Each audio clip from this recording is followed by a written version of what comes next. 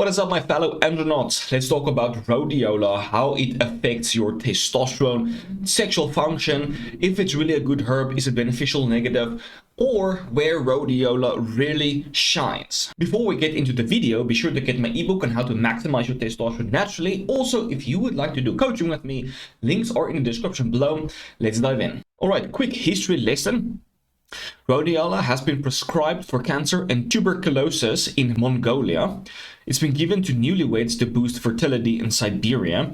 It's been used by Vikings to increase endurance and physical strength. And in Norway, it has been used as food and hair wash. So it does have a host of interesting benefits, and it's been used for a very long time. In terms of testosterone, there's only one human study looking at rhodiola on testosterone. And as you can see, before and after, there was no difference. So they used 600 milligrams of rhodiola, 3% rozavins for 4 weeks.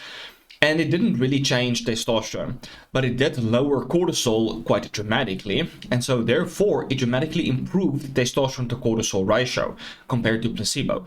So chances are it's not going to help you to increase your testosterone, but it's also not going to lower testosterone. But at least it might make you feel better by lowering cortisol, giving you more energy and those kind of stuff, which you would, the symptoms that you would usually attribute to high testosterone.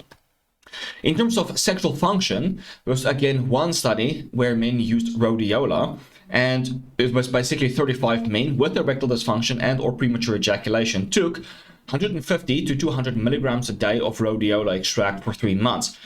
And so a total 74% of the men responded to rhodiola and substantially improved sexual function, normalization of prostatic fluid, and an increase in 17 ketosteroids in urine. So that's basically like DHEA, androsterone, androstenedione, and so on.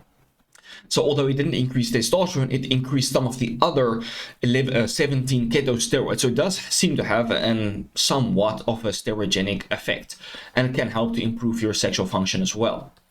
So there's some gut benefits. Dramatically lowers endotoxin by modulating the microbiome and preventing leaky gut. So you have various microbes in the gut, specifically gram-negative, that produces endotoxins. And those endotoxins, once it's being absorbed into the body, causes a lot of inflammation.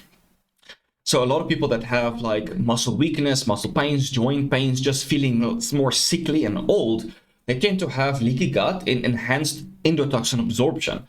So what happens is that rhodiola helps to remodulate the microbiome, reduces these endotoxin-producing bacteria, prevents leaky gut, so it prevents the absorption of those endotoxins, as you can see by this graph. So it can dramatically help to reduce circulating levels of endotoxin in the body and just give you more energy as a result. And this is quite interesting. This is some of the most interesting findings on rhodiola, in my opinion. So in this study, rhodiola, a popular medicine plant, has been proposed for the alternative treatment of symptoms of short-term hypothyroidism in patients who require hormone withdrawal. Rhodiola plus iodine had the greatest effect. So what happened is that these people were hypothyroid, they were given thyroid medication, and then they had to stop the thyroid medication.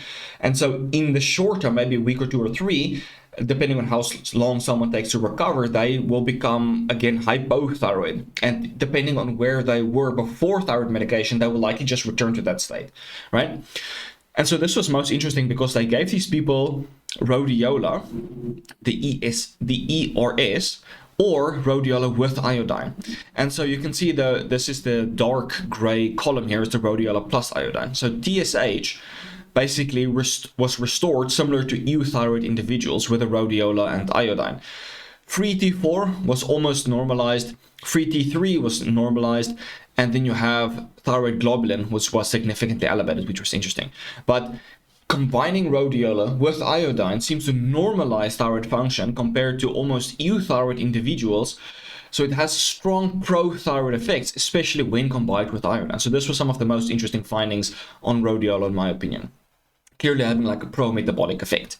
All right, in terms of brain benefits, and this is really where rhodiola shines the most, it can have slight hormonal effects, it acts as a strong adaptogen, but the effects on the brain is really the most interesting. So these would include, rhodiola has been shown to improve all dimensions of chronic fatigue and burnout related symptoms, right? So it helps against fatigue, increases your energy.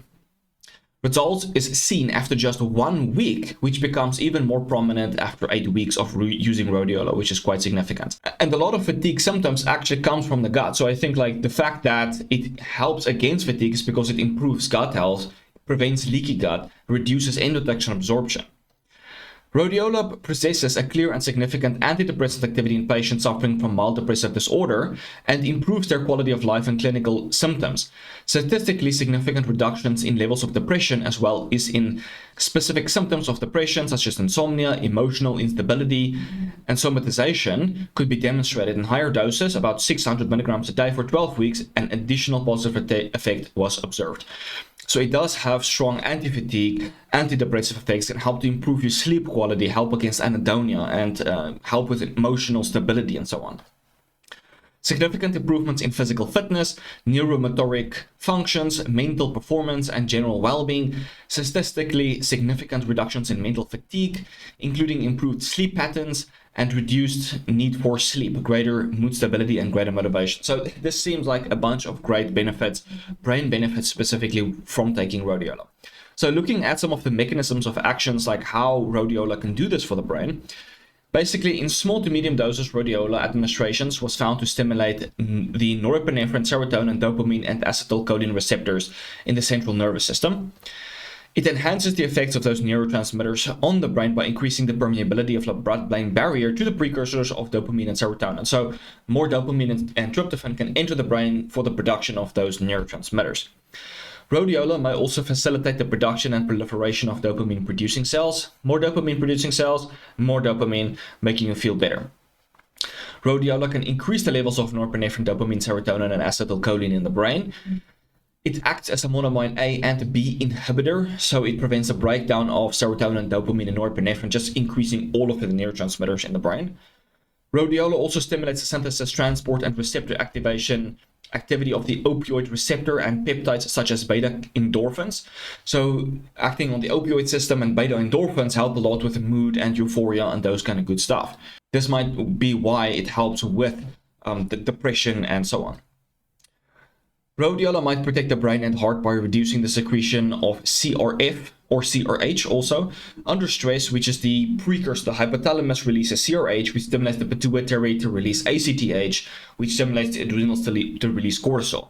So it reduces CRH in the brain under stress, and also increases the expression of stress-responsive genes, especially in hippocampus and prefrontal cortex. So it acts as a strong adaptogen, making you more resilient against stress. And when under stress, it reduces the hyper-responsiveness to stress, typically what any adaptogen would really do. All right, in terms of exercise, how does rhodiola affect exercise? A lot of people use it for exercise, but how effective is it really? So rhodiola activates the synthesis and resynthesis of ATP in the mitochondria and stimulates reparative energy processes after intensive exercise. Chronic rhodiola supplementation significantly improved exhaustive swimming-induced fatigue by increasing muscle glycogen. So from my own personal experience, I've used rhodiola before, but I've used a 6% sildenafil extract and not a rowacin extract. And for my opinion, it didn't have really any of the benefits that I have listed so far, such as mood, sleep, fatigue, or anything like that, because I'm already at a very good place. So perhaps in someone that's already really healthy, adding in rhodiola might not really give them much of an additional boost, but I would say it's still worth an experiment. Rhodiola enhances cell regeneration and energy metabolism by increasing the synthesis of adenosine triphosphate, which is ATP, ribonucleic acids, protein, and amino acids. So help with regeneration. So again, from my experience, I didn't notice faster recovery, but then again, I'm already in a really good place. Rhodiola increased resting liver glycogen content and attenuates muscle glycogen depletion. And it also might enhance faster strength gains, but not so much endurance. So either way, I've not noticed an increase in endurance or strength gains or recovery or anything from rhodiola. But then again, as I mentioned, I'm in a good place. So maybe for someone else, it might be helpful. Now, lastly, there seems to be a synergistic combo between rhodiola and reponticum, which is also called marol root. So this study found that the best combination was 30% rhodiola with 70% reponticum supplementation after resistance exercise could synergistically improve protein synthesis, muscle phenotype, and physical performance. So I've not used a combination before, but that would be a really good experimentation. So rhodiola is definitely interesting. It doesn't seem to increase testosterone, but it might increase other 17 keta steroids. That might lead to more DHEA, androsterone, DHT perhaps. There's no human evidence specifically on the increase in DHT, but it might because it's increasing those 17 keto steroids. It might improve sexual function, it might improve endurance and strength gains, help with muscle recovery, dramatically act as an adaptogen, make you feel good, increase energy, help against fatigue, reduce sleep needs. Lots of good benefits to it. If you've used rhodiola before, especially in different kinds of extracts, please let me know your experience in the comments below. If you've used it and it increased your testosterone, also let me know. That would be quite interesting because obviously not everyone responds the same to herbs. You know, some people might not get an increase, other people might, so it would be interesting to hear from you guys. All right, so if you guys are interested in using rhodiola, I will link a good extract in the description below, so be sure to check that out. All right, so I hope you learned something new, and we'll check you in the next one. Cheers, guys.